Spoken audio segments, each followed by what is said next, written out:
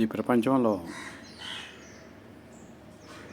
కొందరు ప్రైవేట్ ఉద్యోగులు, మరికొందరు ప్రభుత్వ ఉద్యోగులు. ప్రభుత్వ ఉద్యోగుల్లో గుమాస్తా క్యాడరు, ఉద్యోగుల cadre, gazetted rank, non gazetted rank, ఈ రకంగా ముందుకు వెళ్ళటం జరుగుతుంది. అయితే ప్రభుత్వ పరంగా హెచ్ఆర్ఏ అనేది ఉద్యోగస్తులకు ఇవ్వడం జరుగుతుంది. భార్యాభర్తలు ఉద్యోగస్తులైన హెచ్ఆర్ఏ మాత్రానికి 2గా తీసుకోవటం అనాదిగా జరుగుతూనే ఉంది. పోతే కొందరు చిన్న ఉద్యోగులైనా వాళ్ళు పొదుపు చేసుకుంటూ స్థిరాస్తులు, చరాస్తులు కొనుక్కుంటూ ఉంటారు. మరికొందరు భార్యాభర్తలు ఉద్యోగస్తులైనా కానీ వారి విలాసవంతమైన జీవితాలకు జీతాలు సరిపోవు. ఇంకొందరైతే వారికి వచ్చే జీతాల్లో కొంత భాగాన్ని సేవకు, అంటే దైవభక్తి అవ్వచ్చు, మానవతా దృక్పథంతో పేదలకు ఆర్థిక చేతి ఇవ్వటం అయితే మాత్రం అవ్వచ్చు. అలా ఉంటుంది. ఏ లాభాపేక్ష లేకోకుండా ఉద్యోగాలు లేని వాళ్ళు కూడా కొందరు ఆర్థిక ఇబ్బందులు ఉన్నవారికి కానీ, వివాహాది శుభకార్యాలకు కానీ, వీటితో పాటు గుళ్ళు గోపురాల నిర్మాణానికి కానీ, మరికొందరు ఆసుపత్రి ఖర్చులకు కానీ డబ్బులు ఇస్తూ ఉండటం జరుగుతుంది. మండలంలో, విసనపేట మండలంలో లెక్కేసుకుంటే ఉద్యోగులు కాని వాళ్ళు, కాంట్రాక్టర్లుగా ఉన్న వాళ్ళలో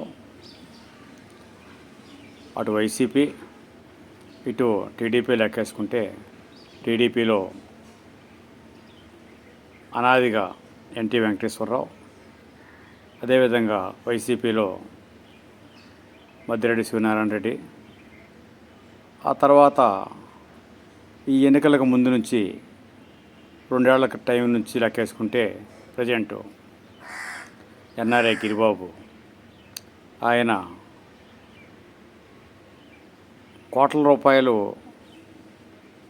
పార్టీ కొరకు, పార్టీ అభివృద్ధి కొరకు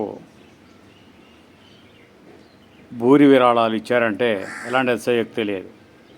అదేవిధంగా one and only one man army లాగా నాడు కాంగ్రెస్ పార్టీ అయినా నేడు వైసీపీ అయినా మద్దిరెడ్డి సూర్యనారాయణ రెడ్డి గుళ్ళు గోపురాలతో పాటు అక్కడ నుంచి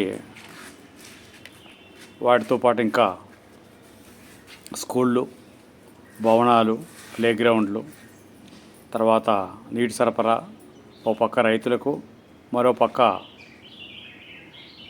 ఇంటి అవసరాలకు ఉపయోగపడే నీరు, త్రాగునీరు కూడా ఉపయోగించుకునేందుకు ట్యాంకర్లు కూడా కొన్ని గ్రామాలకు మద్దిరెడ్డి సూర్యనారాయణ రెడ్డి ఇవ్వడం జరిగింది. వీటితో పాటు కొత్తగా వ్యాపార సంస్థలు కూడా కొంత వితరణగా అందించేందుకు ముందుకు రావడం జరుగుతుంది. అదేవిధంగా లాయర్ ప్రకాష్ ఈ మధ్య అన్ని సామాజిక వర్గాలకు బియ్యం ప్యాకెట్లు కొంతమందికి పేదలను ఏరి అందించడం జరిగింది. ఇలా చెప్పుకుంటూ పోతే టీడీపీలో మరికొందరు ఉండటం జరిగింది. అదేవిధంగా వైసీపీలో ఇంకొందరు ఉండటం జరిగింది. ఛాంబర్ ఆఫ్ కామర్స్ తరఫున కూడా బంగారు షాపులు, తర్వాత అదేవిధంగా విశ్రాంతి ఉద్యోగులు, బహుజన దళిత ఐక్యవేదికకు సంబంధించి మరికొందరు, ఇలా ఎవరికి వాళ్ళు వాళ్ళ వంతు ఎంతో కొంత చేతిచ్చే లక్ష్యంగా ముందుకు వెళుతూ ఉంటూనే ఉన్నారు. ఇదంతా ఎందుకు చెప్తున్నానంటే, మంచి జరిగే కాడ మంచి జరుగుతుంది, చెడు జరిగే కాడ చెడు జరుగుతుంది. మరికొందరు చెడు చేయాలనుకున్నా కానీ మంచి చేసేవాడు యొక్క ఆధిక్యత పెరిగి చెడు జరగటం తగ్గుతోంది. ఇది లోకంలో ప్రస్తుతం జరిగే విషయాలు, వాస్తవాలు. ఇంకొందరు గుప్తదానాలు చేస్తారు. ఎందుకంటే బయట వాళ్ళు చెప్పుకోవడానికి వాళ్ళు ఒప్పుకోరు.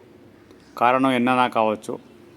వాళ్ళకి ఏంటంటే పబ్లిసిటీకి ఒప్పుకోరు కాబట్టి కొన్ని విషయాలు ఎప్పటికప్పుడు బయటపడక తప్పవు అనుకోండి. అయితే ఆ ఇచ్చే విధానం తెలుసుకున్నాడు వాళ్ళు ఎవరెవరికి ఏమి ఇచ్చారు, ఎలాంటి ఆపదలో ఉపయోగపడ్డారు, సహకరించారు అనేవి కొన్ని విషయాలు బయటికి వస్తూనే ఉంటాయి. ఏది ఏమైనా ధర్మం ఒక పాదం నడుస్తుంది అంటారు కానీ అది వాస్తవం కాదు. ధర్మం ఎప్పుడు కూడా 4 పాదాలు నడుస్తూనే ఉంటుంది, సమయానుకూలంగా మారుతూ ఉంటుంది. అది జరిగే లోకం తీరు. నమస్కారాలతో ఎన్టీఆర్ జిల్లా సర్వేశ్వరరావు, బిఏ పాలిటిక్స్.